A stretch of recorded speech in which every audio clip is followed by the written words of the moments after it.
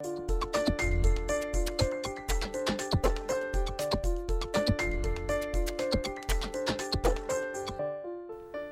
students, welcome to the lecture series on cost accounting. Today we shall cover the cost sheets.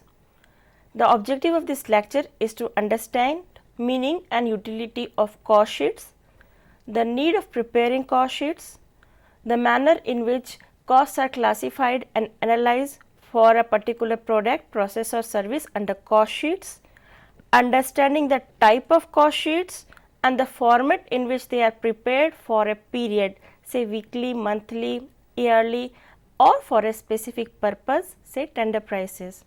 What is cost sheet? A cost sheet is a statement stating components of total cost of a product. It may be prepared on historical basis or estimated basis. What is historical cost sheet? It is a cost sheet which is prepared after actual costs are incurred, while estimated cost sheets are those cost sheets which are prepared before production commences. They are based on estimates. Example of such estimated cost sheet is tender price costing, where we estimate the cost of a tender and furnish the stipulated price.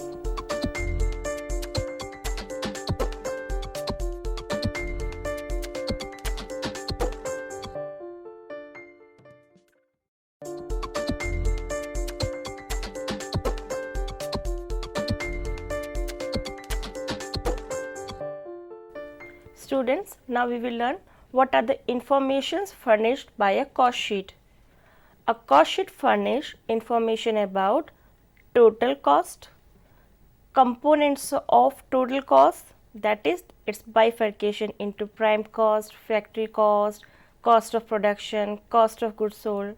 Then cost per unit is ascertained, that can be for total product or for each segment of cost. Previous year's figures or budgeted figures or standard cost figures are also furnished for the purpose of comparisons. Lastly, there are certain informations which are required as per requirement of business. They are also furnished additionally, like nature of the product, cost center, cost units name, then output of the period to which the cost sheet is related, details of various components of cost, item wise cost per unit, changes in the stock position, cost of goods sold detail, and finally profit and loss position. What is the utility of cost sheet? Why it is important? Let's learn about it. It is useful because it helps in firstly cost ascertainment. The main objective of cost sheet is the ascertainment of total cost. Secondly, fixing of selling price. When cost is ascertained and analyzed, our aim is to find out selling price of a particular product, which can be found out by adding a percentage of profit either on cost or sales, so that selling price can be fixed. The selling price is required either as for a tender or for any future product. Helpful in cost control. For controlling cost of a product, we prepare cost sheets. There are previous year's figures available in cost sheets by which we can compare the data and find out the deviations.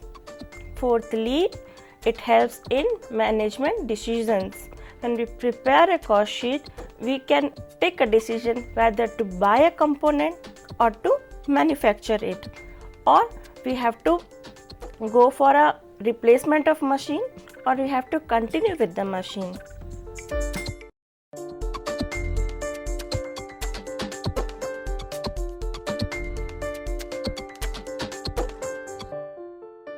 Now we will learn about the components of cost sheet.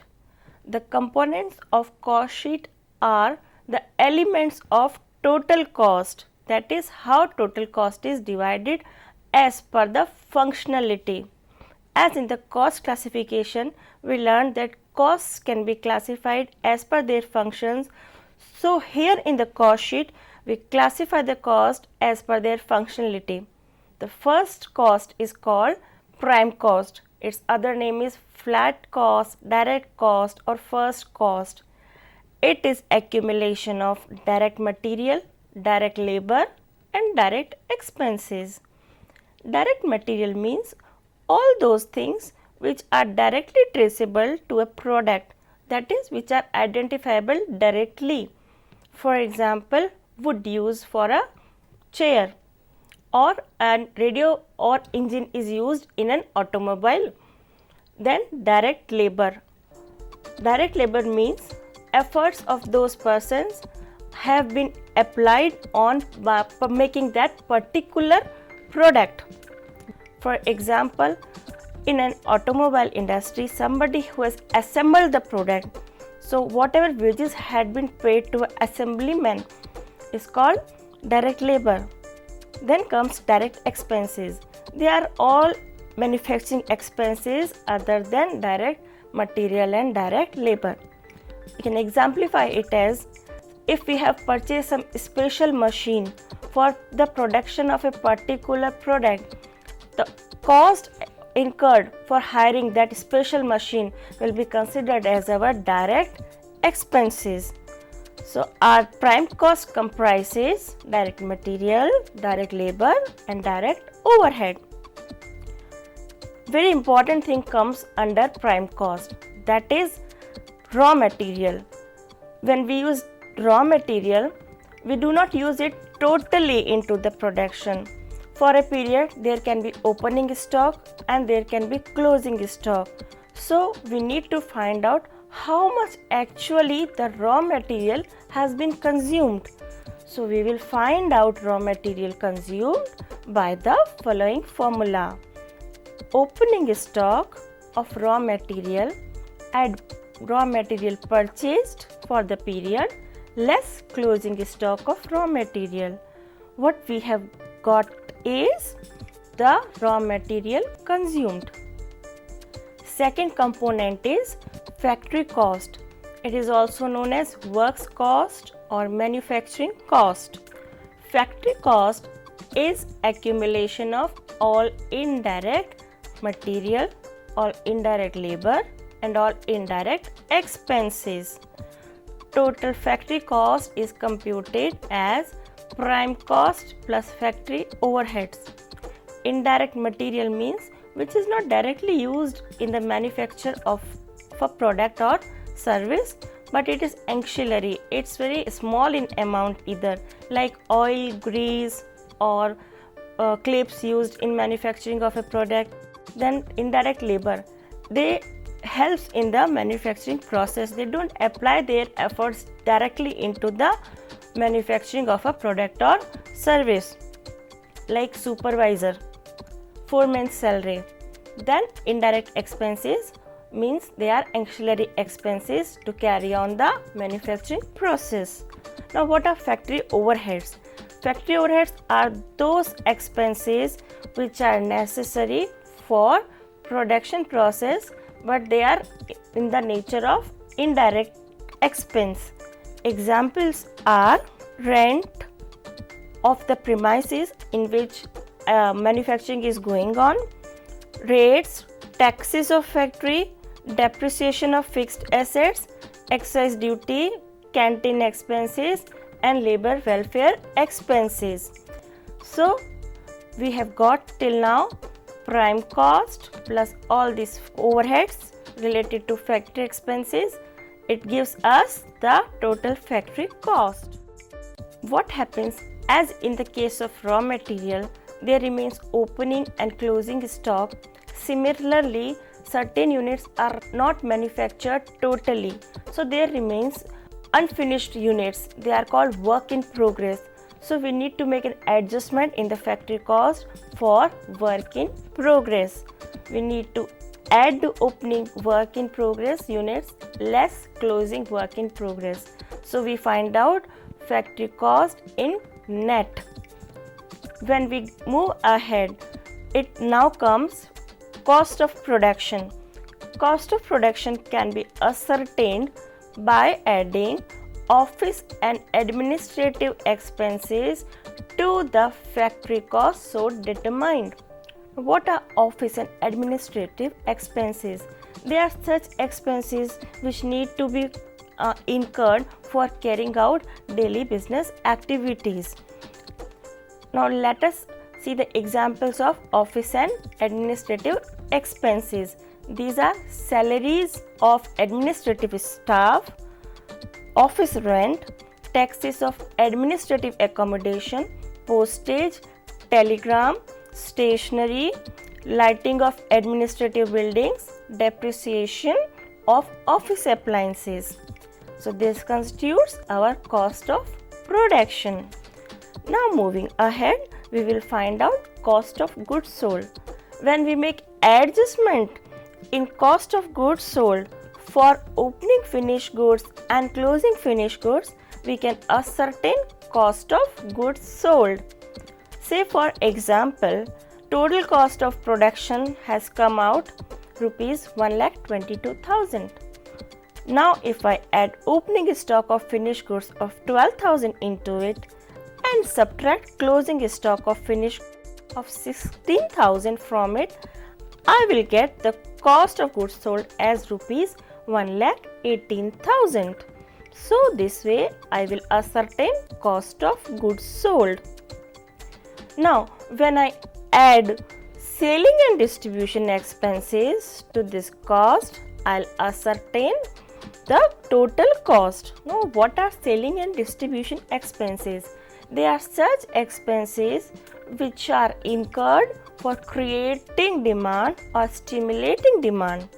They are travelers' commission, advertisements, rents, rates, taxes of sales office, depreciation of sales office appliances, cost of participation in industrial fairs and exhibition, cost of free gifts, cost of free after sales services and normal bad debts. Now there are certain distribution expenses which I have covered in selling and distribution itself. They are delivery van expenses, freight and insurance, packing for delivery, loading and unloading, salary of the delivery man, and finally customs duty. So this will constitute my total cost. If I load percentage of profit into it, I will get the sales.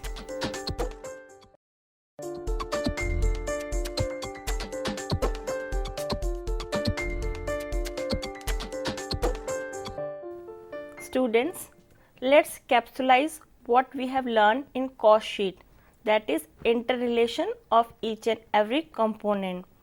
Firstly, we will find prime cost. Prime cost is equal to direct material plus direct labor plus direct expenses.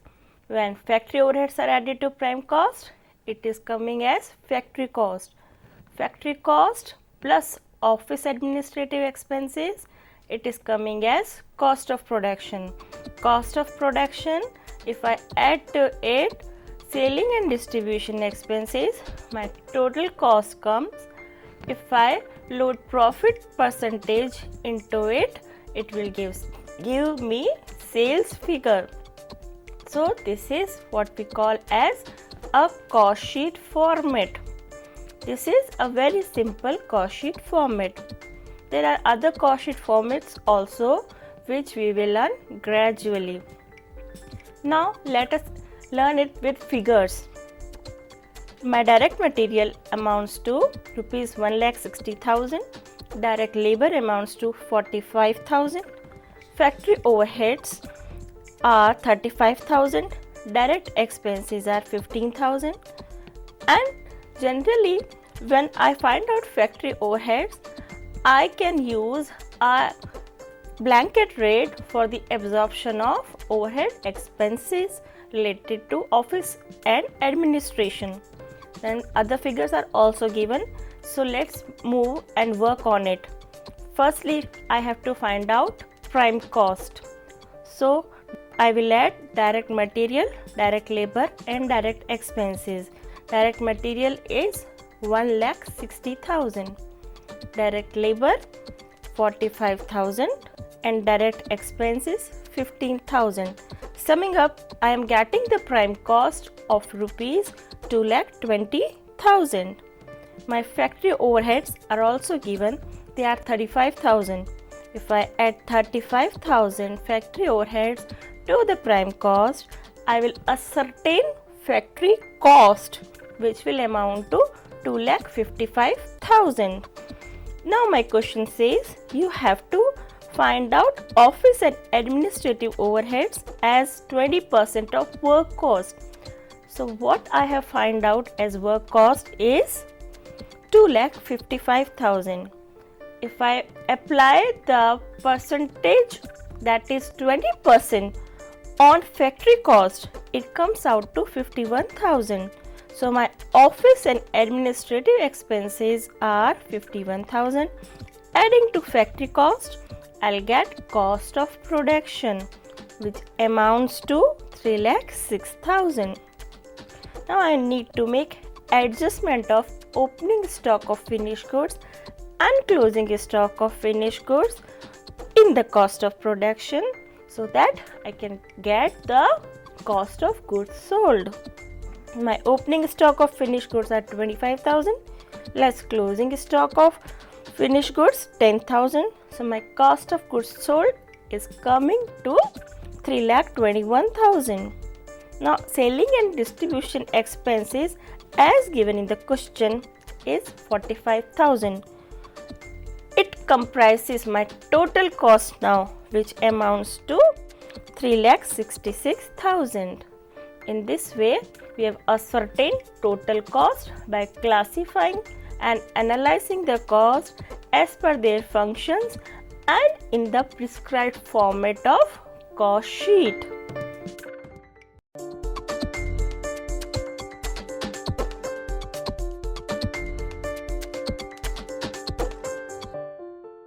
Dear students, till now we have learned simple cost sheet format.